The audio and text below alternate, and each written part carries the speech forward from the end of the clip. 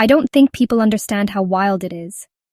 We're talking about severing a connection that has become as fundamental as breathing for some. Imagine voluntarily stepping away from the constant stream of information, the endless entertainment, the immediate connection to everyone you know. It's a daunting prospect, a digital detox of epic proportions. The modern smartphone is more than just a phone. It's a portal to our social lives, our work, our hobbies, and even our identities. To willingly give that up, even for a week, is a challenge that tests the very fabric of our dependence on technology. To go phoneless for 7 days. 7 days of disconnecting from the digital world, of facing the silence and the boredom that our phones so readily fill. It's about confronting the habits and routines that have become so ingrained in our daily lives. Can we truly function without the constant reassurance of notifications, the instant gratification of social media, the ever-present access to Google? This isn't just about putting the phone away. It's about confronting ourselves and our relationship with technology. It's about rediscovering the world around us, the people in front of us, and the thoughts within us, all without the filter of a screen. Exposing the secret pains and surprising wins. The journey of disconnecting isn't always smooth sailing. There are moments of frustration, of boredom, of feeling utterly lost without that familiar device in your hand. But amidst the struggles, there are also unexpected moments of joy, of clarity, of connection. It's about finding new ways to fill the void, new hobbies to explore, new conversations to have. It's about realizing that life exists beyond the screen, and that sometimes the most meaningful experiences are the ones that aren't captured in a photo or shared on social media. Of a no-phone week, let's see what really happens. We're diving headfirst into this experiment, documenting every struggle, every triumph, and every awkward moment along the way. This isn't just a challenge, it's an exploration of our digital habits, our social connections, and our own mental well-being. We'll be tracking the withdrawal symptoms, the unexpected benefits, and the ultimate impact of disconnecting from our phones for an entire week. So buckle up, because it's going to be a wild ride, filled with unexpected twists, surprising revelations, and maybe even a few moments of genuine enlightenment. Day 1, I'm not gonna lie, it hurts. The initial shock of separation is real. It's like losing a limb, or perhaps more accurately, having a phantom limb that constantly itches. The urge to reach for the phone is almost unbearable, a reflex honed by years of constant use. You find yourself instinctively checking your pocket, your bag, your desk, only to be met with the stark reminder that it's not there. The world suddenly feels a little bit quieter, a little bit emptier, a little bit less connected. I reached for my phone like 10 times before breakfast.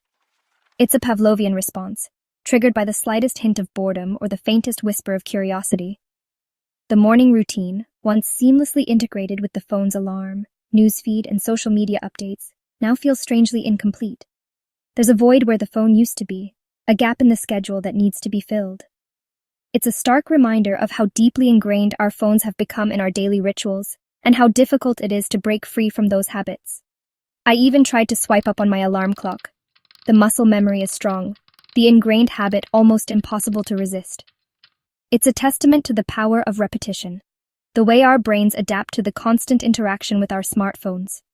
Even when the logical part of your brain knows that you're dealing with a traditional alarm clock, the instinctive urge to swipe, to unlock, to access that familiar interface takes over. It's a moment of comical frustration, a reminder of the subtle ways our phones have rewired our brains. Spoiler, it just beeped at me. The old-fashioned beep, once a familiar sound, now feels jarring and intrusive. It lacks the gentle, customizable tones of our smartphones, the subtle vibrations that have become our constant companions. It's a stark reminder of the analog world we've left behind, a world where alarms were simple, notifications were scarce, and attention spans were longer. The beep serves as a wake-up call, not just to the start of the day, but to the reality of our digital dependence. Lunch with friends? Everyone's scrolling.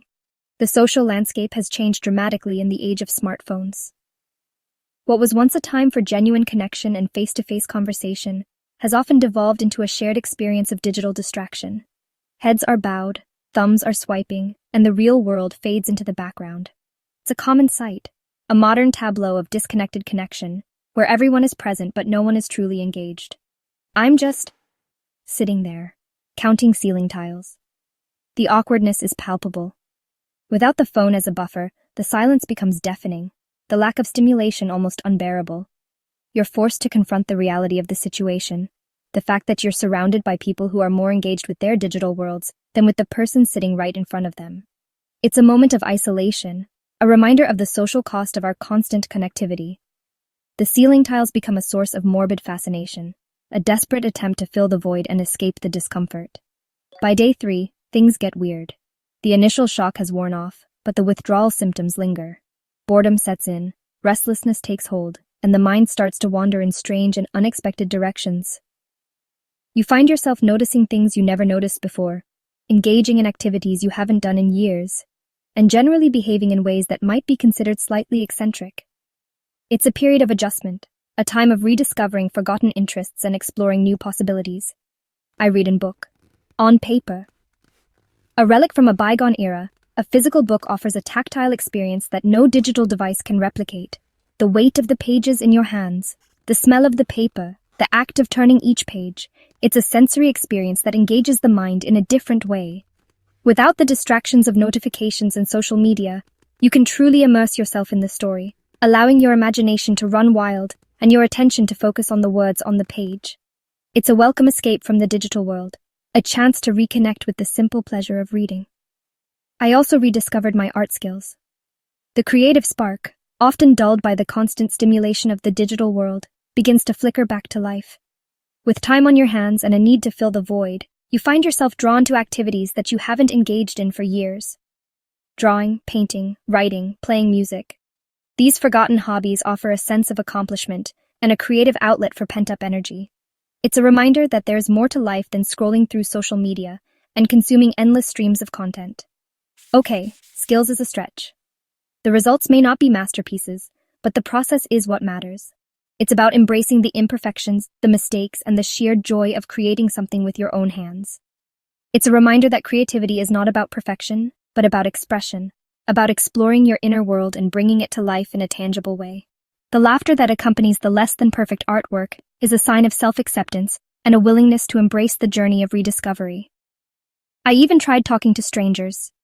A daunting prospect in the age of digital communication, but a surprisingly rewarding experience. Without the phone as a shield, you're forced to engage with the people around you, to make eye contact, to strike up conversations. It's a reminder that human connection is still possible, even in a world that seems increasingly isolated. You might be surprised by the stories you hear, the connections you make, and the simple joy of interacting with someone new. Tip: cashiers do not want your entire life story. There's a fine line between friendly conversation and oversharing. While some people might appreciate a brief chat, others are simply trying to get through their day. It's important to be mindful of social cues, to gauge the other person's interest, and to avoid rambling on about your personal life to someone who is clearly not engaged. A little bit of self-awareness can go a long way in avoiding awkward encounters and preserving the sanity of retail workers everywhere. Day 5. Mental clarity hits. The fog begins to lift, the noise starts to fade, and a sense of calm descends. Without the constant barrage of notifications and the endless stream of information, the mind has a chance to breathe, to process, to simply be. Thoughts become clearer, focus sharpens, and a sense of inner peace emerges. It's a reminder of the toll that our digital habits take on our mental well-being and the profound benefits of disconnecting from the noise. I'm sleeping better, focusing more, feeling kinda good? The benefits of disconnecting extend beyond mental clarity. Sleep improves, productivity increases, and a general sense of well-being takes hold. Without the blue light of the screen disrupting your sleep cycle, you fall asleep faster and sleep more deeply. Without the constant distractions of social media, you can focus on tasks with greater intensity and achieve more in less time. It's a virtuous cycle where disconnecting leads to improved mental and physical health, which in turn makes it easier to stay disconnected.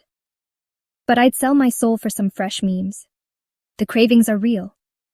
Despite the newfound clarity and the improved well-being, the urge to reconnect with the digital world remains strong. The desire for instant gratification, for mindless entertainment, for the shared experience of online humor is a powerful force. It's a reminder that our digital habits are not just about convenience, but also about emotional needs, about seeking connection, validation, and a sense of belonging. Finally, day 7. The end is in sight, the finish line within reach. The anticipation builds, the excitement grows, and the temptation to grab the phone becomes almost overwhelming. It's a moment of triumph, a testament to willpower and perseverance. You've made it through the week, you've conquered the challenge, and you're about to reap the rewards of your digital detox. I unlock my phone and boom, notifications everywhere. The digital floodgates open, unleashing a torrent of information, updates, and demands for attention. The screen lights up with a dizzying array of notifications, each vying for your attention, each pulling you back into the digital world. It's a sensory overload, a stark reminder of the constant noise and distractions that we've become so accustomed to. 87 memes, a curated collection of internet humor, a snapshot of the online zeitgeist. The memes offer a brief moment of levity, a reminder of the shared experiences and cultural references that connect us in the digital world. But they also represent a potential time sink, a rabbit hole of endless scrolling and mindless consumption. 12 group chats, a tangled web of conversations, updates, and inside jokes. The group chats represent the social connections that we maintain through our phones, the constant stream of communication that keeps us connected to our friends, family, and colleagues. But they also represent a potential source of stress, a constant demand for attention, and a fear of missing out, and a screen time report that says 0 minutes. A badge of honor, a symbol of accomplishment, a testament to your digital detox. The zero screen time report is a reminder of the time you've reclaimed, the focus you've regained, and the mental clarity you've achieved. It's a moment to reflect on the benefits of disconnecting and to consider how you can integrate those benefits into your daily life moving forward. So what's the verdict? The moment of truth, the culmination of the week-long experiment. Was it worth it? What did you learn? And how will this experience change your relationship with your phone moving forward? It's time to weigh the pros and cons, to assess the impact of disconnecting, and to make a conscious decision about how you want to engage with technology in the future. Honestly, surviving a week without my phone was hard. It was a struggle, a challenge, a test of willpower. There were moments of frustration, of boredom, of feeling utterly lost without that familiar device in my hand. But it was also a rewarding experience, a chance to reconnect with myself, with the world around me, and with the people in my life. But I learned I don't need it every second.